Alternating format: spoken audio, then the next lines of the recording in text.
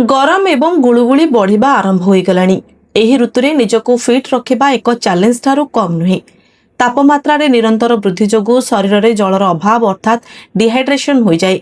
पानीर अभाव कारण थकापण, मुंड बुलाइबा, डल स्किन एवं केतेक समय रे हीट स्ट्रोक भली गंभीर समस्या होई पारे। एभली स्थिति रे केवल पानी पीबा यथेष्ट नुहे।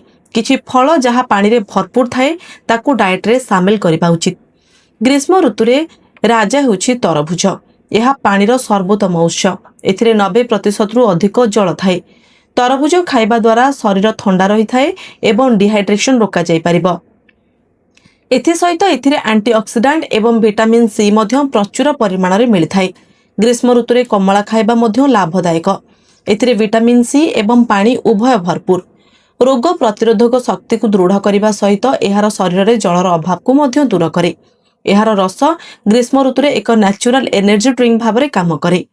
सपुरी रे प्राय 85% पानी थाए। एहार स्वाद मीठा एवं खटा, जहाँ केवल शरीर को सतेज करे नहीं बरं प्रचुर जल मध्य जोगाई थाए। पाचन क्रिया को उन्नत करने सहित एथिरे एंजाइम मध्य मिली थाए। स्ट्रॉबेरी रे 91% पर्यंत पानी मिली थाए।